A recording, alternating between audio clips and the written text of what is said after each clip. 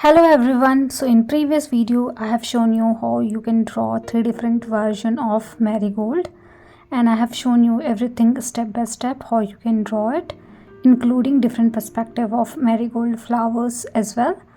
So in today's video I'm going to show you three different ways to paint marigold. So let's start with today's video. So I'm using this 300 GSM watercolor sheet, and with the help of pencil just draw a basic guideline for all the three versions. So you can create an oval shape tilted towards left side. You can keep the direction of flower as per your need.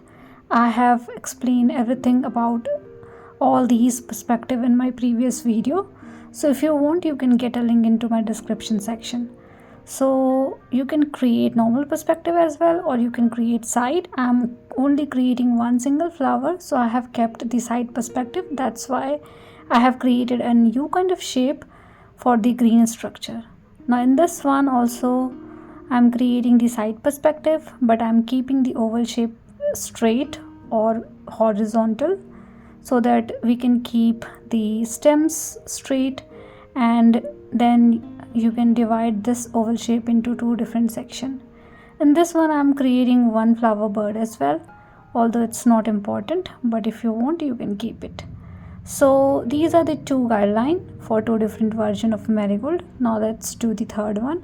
So in the third one I'm creating little bigger oval shape tilted towards the right side. Again, these kind of direction you can choose as per your need, and then you can create a small base of flower, and then you can choose the leaf perspective and leaf angle and direction. So we are done with the guideline for all the three versions. If you look into my previous video, we have done something very similar to what we are doing today, but instead of drawing we are going to paint it. But at the end you will see the similar kind of result, because I'm going to show you how we can paint with similar effect. So in the first one I'm using pen.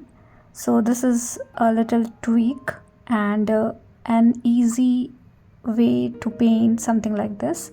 So with the help of pen I'm creating the center part of the flower little bit towards upward direction. So I have created multiple spikes, and then I have started creating petals in a wavy pattern, smaller in size, and just arranging these things together. So basically you need to create one petal in between two, and as you are moving towards downward direction of the circumference of the circle, you can create the petal size little bigger. I have explained everything in detail in my previous video, but you can do something like this. With the help of pen, I'm using very fine pen, size 0.2 needle pen. You can use normal ball pen also, or you can use darker shade of pencil as well. Now just define everything in terms of outline with the help of pen, and do not do anything like extra shading and detailing with the help of pen. So keep it as is like this and rub all the unwanted pencil mark. And because of the pen, this is going to be super simple, and this one is my favorite version. Now with the help of yellow color, you can keep the water more as compared to the pigment of color. So keep the consistency little watery and paint everything wherever you see the petal area. Make sure you are keeping the edges as per the petal shape, and just randomly put color around the petal area. And same ways you can do for the base of the flower as well with the help of green color. So this is the first layer. Meanwhile the yellow color is drying, you can create leaves and stems with the help of green color. So I'm using sap green color, and I have mixed little bit of purple into my sap green to create stems and leaf. So just create stem and then you can create leaf. So for the leaf you can create a substring and divide this substring into multiple other substring to create leaf. I am creating one stroke leaves, so I have created substring and then I have created multiple one stroke leaves left and right, arranged it together to create one single leaf. And because we can see little wavy pattern around the edge of the leaf, you can do it with the help of different color of green shade. So you can just simply go around the edge and you can add little serration kind of a structure around each leaf that you can see, and you can make the serration as per your choice. You can keep the leaf smooth as well, but adding little bit of serration around the edge is something we can do for marigold. So we are done with the stems, we are done with the leaves, we are done with the base of the flower. You can do some extra shading and detailing around the base with little darker shade of green. So something like this you can do. Now let's concentrate on the flower again. So you can see a little corner in between the petal area. So around that corner we are going to add orange color. So first create the center part of the flower a little bit with the help of orange color, and then around each corner you can see you can start adding orange color. So we should not hide the yellow color, we should be able to see yellow color as well, but we are also adding the orange color a little bit. So we are seeing orange as well, we are seeing yellow as well, and we are seeing every petals individually, as you can see. And that is why we are using pen to make our life easier. So once done with the yellow color, you can repeat the same thing with the help of red color, but this time we are also able to see the orange color as well. So basically in one single petal you should be able to see yellow color, orange color and red color. So around the corner you can keep the darker shade. So I have started with the yellow color, then I have added orange color, and then I have added red color. See how easy this particular flower is to paint, and we are done with the first one. Now let's do the second one. So we can start creating small spikes with the help of fine brush, or you can use tip of your brush as well to create something like this. So I have started with the orange color and I am covering the upper section of the oval shape with some smaller petals like these with the help of orange color. Same thing we did with the help of pen in my previous video for drawing as well. This time we are doing the same thing with the help of color. Now with the help of same shade of color but with little bigger brush, you can create lower section of petals. This time the petal size is bigger in size and you can keep the edges little wavy. So you can create something like this with the help of orange color itself and create little bigger and longer petals and cover the lower section of the oval shape. So this is the first layer of colors. Now you can see the pencil mark, but we can hide it easily because we are going to use little darker shade as well. So either you can wait until it gets dried completely, or you can do it directly in the wet area as well. So I am doing it directly in the wetted area so that we can avoid any hard edges, and I am adding red color, but I am also seeing the orange color around the edge, as you can see. So I don't want to hide that orange color shade which we can see around the edge, and rest other area I have covered with the help of red color. Same thing you can do for the upper section. You can add more spikes with the help of red color as well. Color combination is totally up to you. You can use yellow and orange color for this particular version. You can use orange and red color. So similar kind of color you can try. You can try all the marigold flower color. Now for this one I am creating little different kind of leaf. So I am adding little bit spike kind of pattern around the edge of my leaf and creating similar kind of leaf what we can see in the marigold, but I have just added little spikes around the edge.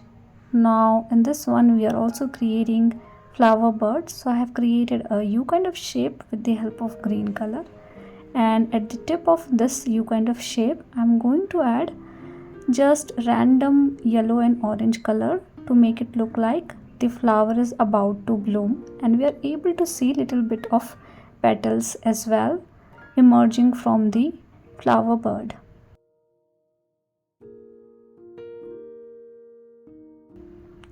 Now let's do the third one. So we can drop the unwanted pencil mark. We can still see the guideline clearly, so make sure you're able to see it. And then with the help of lemon yellow color, I'm adding first layer, and as you can see, I'm randomly putting color into the oval shape. You can keep little white space as well if needed, and make sure you are keeping the edge random, not very smooth but little zigzag and wavy pattern, and wetten the area. It should not be too dry. Now you can try different color of marigold. So I'm using orange color and I'm adding in between, so it will spread a little bit because our area is wet, and that is what I needed. And I'm randomly putting orange color in between, so I'm able to see yellow color as well, I'm able to see orange color as well. And then you can add little bit of red if needed, although it's not important to use all the three color. I think it's better to use only yellow and orange, but I am adding little bit of red as well. So this is the first layer of this particular flower. Now you can create base of the flower and you can create the leaf as well. Meanwhile it can dry a little bit. So for the base of the flower, again I'm doing same thing, creating a U kind of shape with the help of green color, and then you can create stems and leaf. In the first two leaf, I have kept the edges of the leaf little wavy and little serrated, but in this one I'm going to keep the leaf smooth to expedite the process. So I'm just creating one stroke leaves left and right in the substring that we have created. I have explained everything about one stroke technique in my previous video, so you can definitely check that and learn how we can create one stroke leaves easily. And something like this we have created with the help of sap green color. Now with the help of darker green, you can add little bit of extra shading and detailing into the green area that you can see. So what you can do is you can add more vibrant color around the leaf area if needed. So I'm adding little bit of extra green around this particular flower. And we are done with the first one. First one is absolutely done. In the second one, I am creating an outline of the petal with the help of red color, so that we can show clearly we have a petal with two different shades, orange and red. And then you can create little bit of line, shading and detailing with the help of red color itself to finish this particular flower. Now in this one, with the help of darker shade, I am adding more line and pattern at the base of the flower.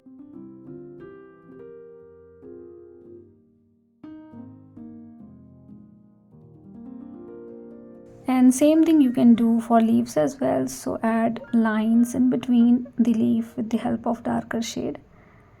And I think this much is enough. And last thing we need to do is to finish the third flower. So you can start creating a petal kind of shape in between this particular structure. So we are able to see yellow color, orange color, red color. So with the help of little darker shade, you can create small petal kind of shape which is more visible, but not too much, just little bit here and there or around the edge maybe.